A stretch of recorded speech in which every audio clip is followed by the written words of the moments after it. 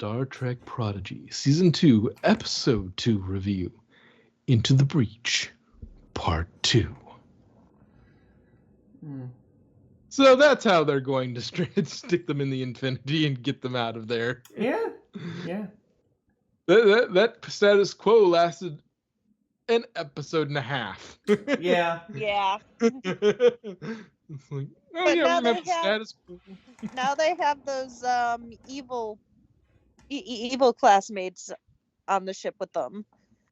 Oh God. Was it just? Maybe I missed it. Wasn't it just the one Vulcan and everybody else got ripped out? Because now I wasn't it. I'll be honest. I watched it last. I know week. it's the Vulcan. I think maybe like one other got trapped in there too. Yeah, I thought it was like the Vulcan and. Yeah, I'd have to look at it again. I know like Rock. One. Yeah. Huh? Rock Talk grabbed a couple of them on her way out. When she was falling out, she grabbed. Well, she had a couple of them, and then she fell out, and she had a couple of them in her hands when the thing took off. So, there might be one extra Nova Squad member, but I don't think they're going to have to do some work with them, because now we've built up this Vulcan character, this Vulcan lady, and now I'm curious as to what they're going to do, because is she going to turn into, like, because now they're stuck doing this mission because there's nothing, they have to do this. They have to, they're going to say, they know the mission enough, and they want to help Chakotay too.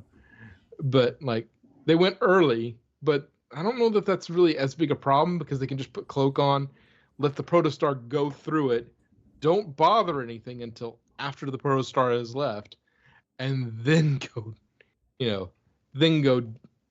save Chakotay right at that point, or just hover cloaked, grab Chakotay at the last minute, and get out of there. But it's interesting because of their training, they've kind of built all, with what they had to do on the Protostar, they built a crew. Like, they had enough of everybody that they could make a crew. Like, you have Dal's captain, you have Gwyn was basically kind of first officer. You had Rock Talk as your science officer, Zero as medical, Jacob as engineer, and Murph as sort of security. So you're down Gwyn and Rock, but you picked up a Vulcan. So the Vulcan might be like, like, she's going to be outvoted by all the other crew, because, like, no, we're following him because you're a jerk. Like, we know him, we work with him, we know Dal, he's our commander. Like, he's gotten us through scrapes that you couldn't even imagine. He may not follow all of Starfleet's protocols, but he's got good command instincts. Yeah. When the chips are down, he can do some stuff. And it's like, no, but, like, why don't she might, we don't know what her specialty is. It might be being a jerk. It might be command. It might be science. If it's science, she just takes up, like, okay, you're going to be my Spock, second in command, and chief science officer. No, it just turns out she was just a janitor, just wanted to get a promotion. Well, she was Nova Squad, so not really. Yeah, Nova Squad janitor.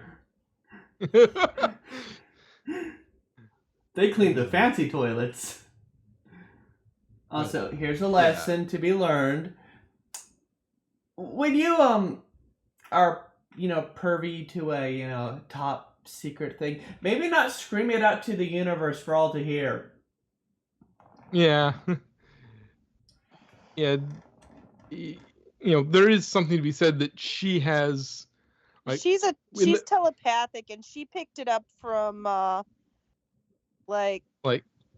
she picked it up from Zero. So yeah, but when it started, it was boosted by in the presence of other telepaths.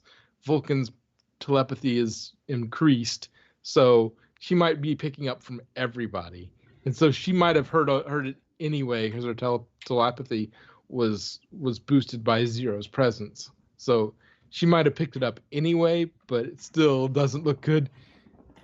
For Dal to On keep his Dal, mouth but, yeah. shut. So no, I'm just gonna talk about this out in the open. Or if the telepathy wasn't a thing, if she was just like any other species that didn't have any telepathy, like you could just say, no, see, this ship doesn't have a third shuttle bay, or a third doesn't have a third shuttle bay. So locking it up in the shuttle bay, docking it up so deep in a shuttle bay that doesn't exist. So you could make that sort of like it. You could make that sort of excuse, but because she's a telepath, like you lose that ability to try and lie your way out of it. Yeah, and so, but what they could have done though, what he could have done, and it makes me laugh, is okay, Zero, you stay here, okay, or you wait out, you drag them off in some other, you send everybody else sort of go off in your own direction. Zero, you need to get away because we don't want her to pick up any telepath, and then get in the Infinity, and then just take it up to the roof of it. I know that she busted in before they could do anything, before they could really get away, but it would be funny if you put the cloak back on and then just flew it to the top of the room so they walk around the room and they don't run anything. And they're not going to, are they going to throw something upward? Like they might, if you wanted to make sure, like you could have just let it go and say, oh, no, there's nothing in Shuttle Bay 3. They go in there and she goes in there and it's like nothing's in there. Like if she wasn't a telepath. But then if she wasn't a telepath, she may not have even figured out what a Shuttle Bay 3 is. Yeah. Because there's no listed Shuttle Bay 3, but she probably picked up on what they were talking about by reading minds. So, but it just has me thinking like, yeah, you could still work it if you could get down there faster and have like, okay, you just Zero, you just stay away from her so she doesn't get her boost. We go down there, we get in it, take off, hover at the top of the hangar with the cloak on. What are you gonna do? There's no ship here. Like there might be some like emissions. I don't know what kind of cloak they were using, because sometimes cloaks leave a little bit of a trace of. It depends on whose cloak it is, because I think it changes like you can track a cloak somewhat based off of some of the emissions that they make on some of them, but it doesn't like. Well, this just has a lot of these particles. There's nothing in here but a bunch of crates, and so like she might at that point she might have gone away. Like there was something here. Like, I'm keeping my eye on you. Yeah. And then when she leaves, land it, turn it back off, get out, leave the cloak on, walk away. It's like, I just lifted it out of the way. She walked under it, looked around, didn't see anything, set it back down. It's very sort of, Looney Tunes style of doing that, but that would have been an interesting way of doing it. And, why would you have a button that just this is on at all times and it launches and you don't have to confirm it or anything? Like he can just run into it and that button goes boop, womp. Why would you do that? Why would you build that button? Even if nobody but the people who were supposed to know about this ship knew about this ship, like, what if you accidentally bumped it with your elbow and now you're set on this course? It's like a button and then a confirm afterwards. Okay, but like, and a way to stop the sequence. Self-destruct in 5, 4. Oh my god, Yeah. it'd be funny if they actually started a self-destruct thing. Okay, so we can probably agree that the giant floating orb thing, the one that said "Don't go" or "Dal's the time" or whatever. That's probably Dal from the future, or one of them from the future. But I'm thinking Dal. It's probably temporal shenanigans of some degree. Yeah. Yeah. Okay, So that's the way things kind of go. Okay, so I'm gonna sound stupid, but so how is it that her going back to her home planet, doing all that stuff, isn't gonna like mess things up, but they have to wait for a specific time to go through the wormhole, or else they'll mess up time. Wibbly wobbly, timey wimey. Yeah, I figured. Yeah, they haven't really explained that, because if he doesn't become the definer, she isn't born. Yeah. But So, she says that it'll be cause like a new future, or like different timelines. So, well, okay, wouldn't it just be the same here? Their time travel is more confusing than Doctor Who. I hate temporal mechanics. To quote the greatest engineer of all time, Miles O'Brien, I hate temporal mechanics. And also, somebody didn't temporal mechanics 101. And here's the thing about like temporal mechanics and everything, like in sci-fi and like fantasy or whatever. We're pulling that stuff out of our ass because we've never time traveled, so we actually don't know what the real rules of time travel would be. We're just literally pulling that out of our ass. We're always time traveling just 1 second per second. Yeah. Unless you're going very fast, then you go a little bit faster. That's relative time. Yeah, you start getting into. I mean, technically, you go a little slower because, well, time goes slower for you due to time dilation. Yeah, so. It's technically a way you could time travel, but it's only one way. There is time travel. Time travel is physically, if everything we understand about Einstein works and everything seems to work, so it's not just pulling stuff out of your ass. There's a lot of maths involved. Okay, mostly, but not completely. Well, the show is like a lot of fiction is pulling it out of their butt, because we don't know how that would work if you tried to go back and change something in the past. You might not be able to. The universe may have a thing in itself that you can't go back, and that's why this universe survives, is because it's laid out in such a way that you can't go backwards. You can go forwards at faster than 1/1. You can go it's completely within the realms of physics to go really, really fast, and that slows down your clock while the clocks of everybody else stays going at the same rate. And so you can travel, in 5 minutes, I'm going to get a dilation of this much. If I travel for 5 minutes, 10 minutes occurs on Earth, by going this fast. It's completely physically possible to do that, to go into the future at a faster rate than everybody else, because your clock is, you're timing 5 minutes where 50 years has gone by or something. I don't know. I'd have to look at the time dilation formulas. But it's also possible. You can also alter it via gravity, relativistic gravity, which is why if you get closer to a singularity, time slows down. Yeah, anytime you start getting towards big speeds, big masses, things start getting weird. Yeah. Get a little non-Newtonian, because that's one of the things I do love about if you look at these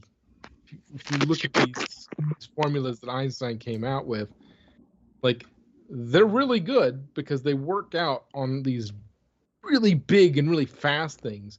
But if you slow everything down and you look for common velocities that you and I experience, you knock that down, it basically turns into Newton's equations. Like his equations are just Newton's, but it has extra steps if you have that are more important if you have high speed or high, you know, high mass or something like that. So, yeah, it's.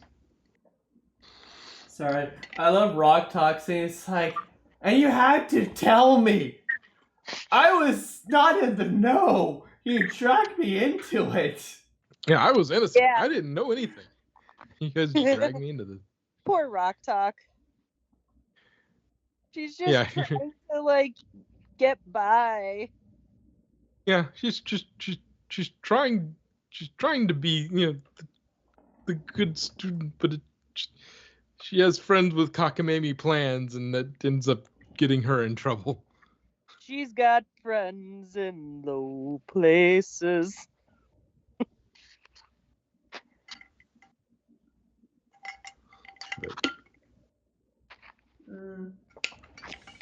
I guess there's. Okay, I haven't seen. It's been a while since I watched the first season, so I might have said it wrong.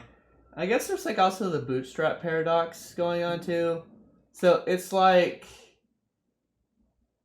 Ah, fuck. Who's the guy that they're trying to save? Chakotay? Yeah. Okay. Yeah. So Chakotay goes to a wormhole and gets stuck like 52 years in the future, or whatever, however many years.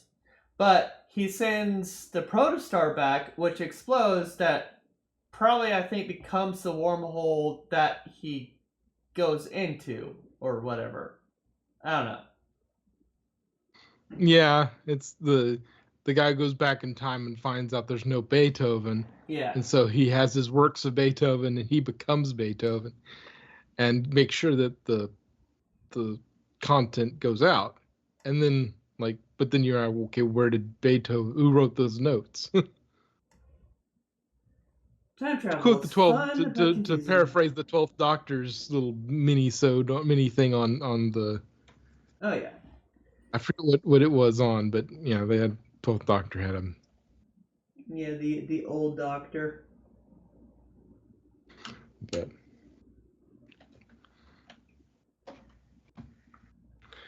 yeah, I thought it was Mozart for the 12th Doctor. it might have been Mozart, but I think it was Beethoven. I could be wrong. It was a composer. It's been so long, dude. Good episode though.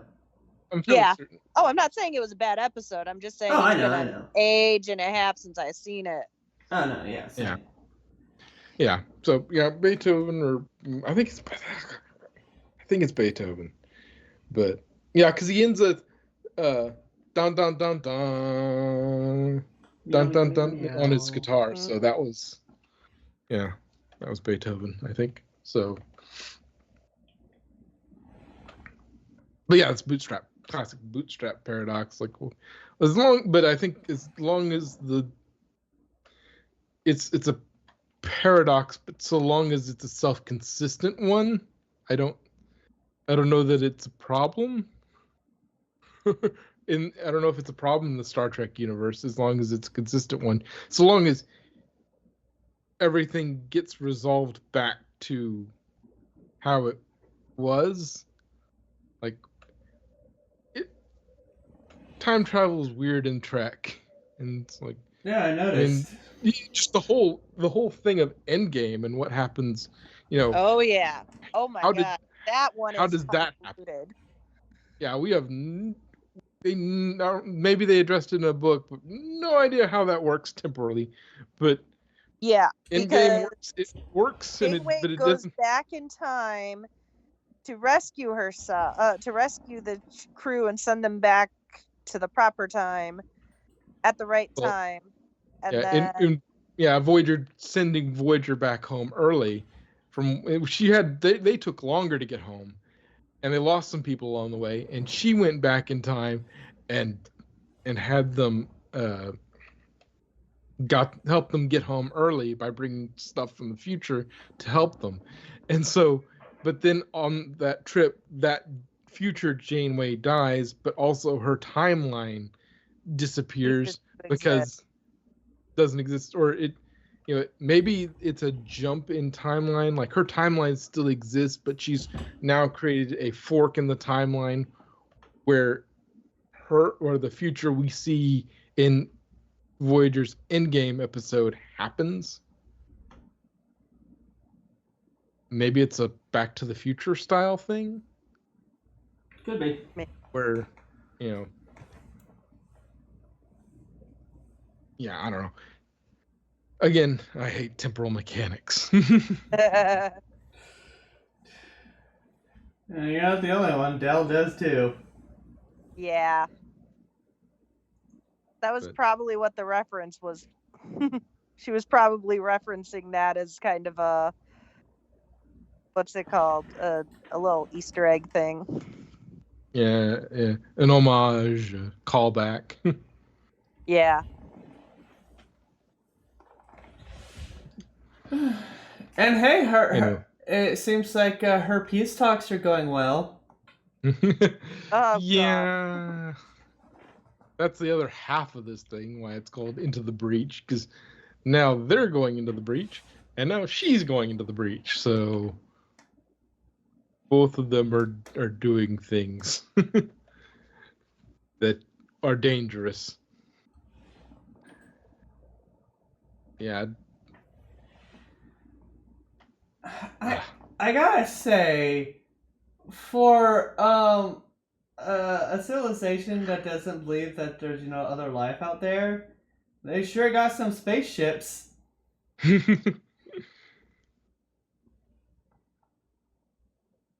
Well, they might have, gone to their moon and back or something, or they may have colonized their local area.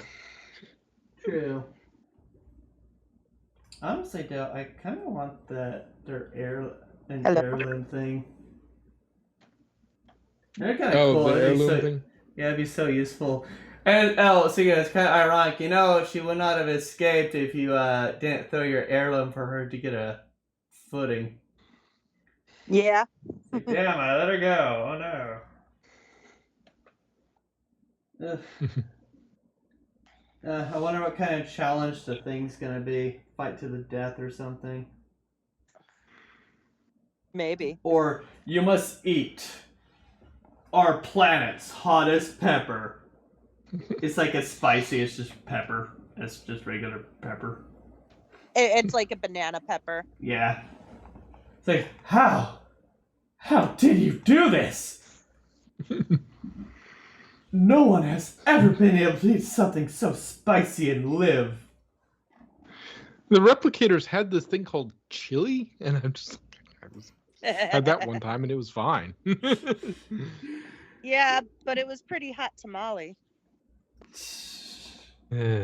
Chili today, but hot tamale.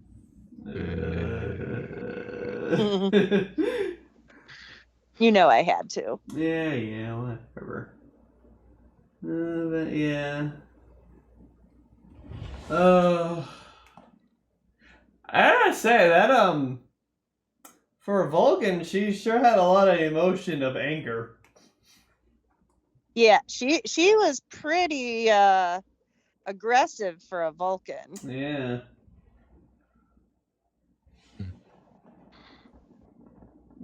What else? Yeah, she's young, so she probably doesn't have as good a control over it as elder Vulcans do. Yeah, that's true. Let's see, what else though? I didn't know his name because his name was never said, but I feel sorry for Bird Person. Bird Person? The one that got shot. Oh. He was a hero.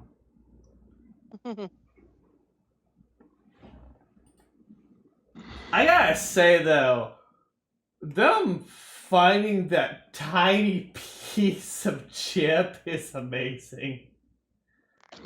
Yeah, that's very convenient. That in all of the protostar wreckage, that tiny piece. But then again, Bootstrap Paradox, it might have only ever been able to happen. Like this whole event circle, Oh yeah. it may have only been able to happen because that came out.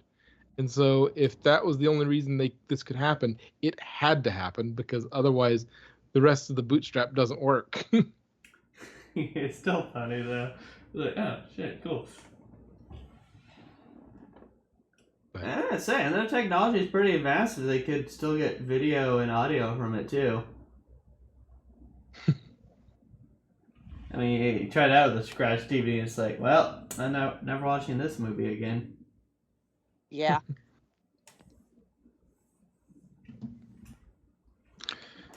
Not really too much to the episode. Yeah, I mean, we got the big shift in the status quo back to kind of, similar to what they used to do, minus a couple characters. Oh yeah. But It's gonna be like also, which future are they going to? The future that Gwen is making, or the future that Chakotay gets stuck like in that? Yeah. And if they go to the future that Gwen made, is Chakotay there? Yeah, and then that breaks the whole bootstrap, because why would they be going if Chakotay wasn't there? And so it's just sort of this whole timeline screwy. It's all wibbly wobbly and timey wimey. From a non-linear, non-objective viewpoint, it's more like a ball of wibbly wobbly, timey wimey stuff.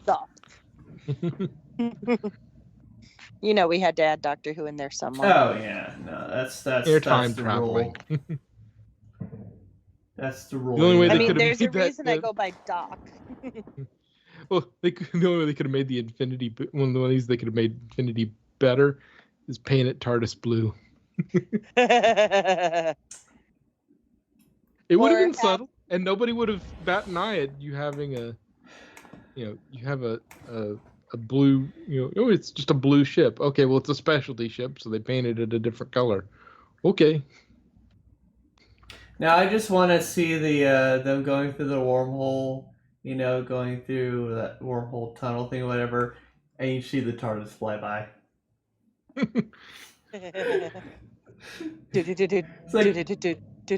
It's like, hi, bye. No, they run into well, that wouldn't be the time vortex. They run into the guy they face down in that episode, that last episode, the finale of this. Run into him flying by. It's But anyway, I don't know that we have anything else. Well, I gotta say, her dad does seem a lot nicer. Yeah. It's not the diviner yet.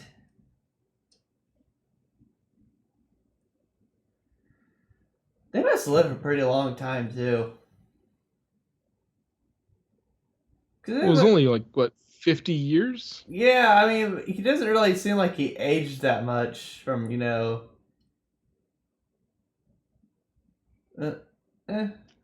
I mean, you saw how he was falling apart.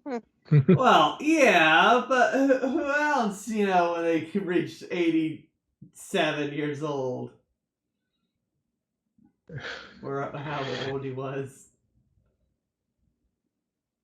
Anyway. Let me think.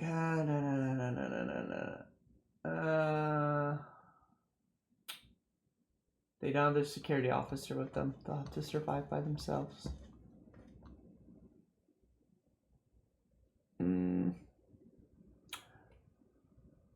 I can't think of anything more. Okay. Yeah. Goodbye, people. Until next time with episode 3, whatever it's called. Goodbye.